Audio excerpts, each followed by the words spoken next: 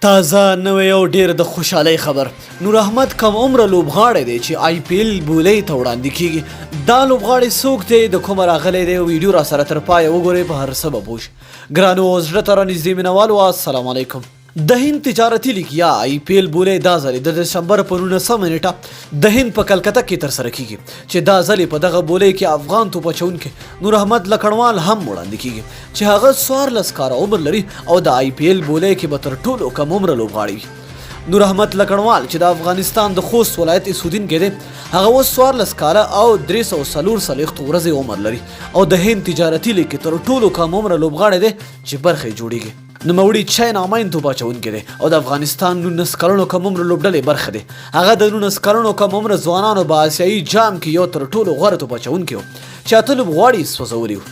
ویل کیږي چې نور احمد لکړوال د افغانستان پخوانی لوبډل مشر او د غوراوي کمیټې غړی رئیس احمدزی پیدا کړی.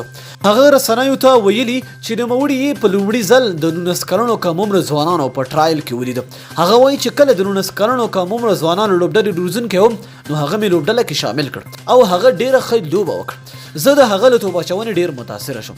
نور احمد لکړوال همداراز افغانستان او هند 19 کلنو کم عمره لوبډلو د 15 ورځنیو لوبلړیو برخه هم وه، چې هغه د هند پر وړاندې ښه توپ اچونه ترسره کړه او 9 ویکټ یې واخیستې.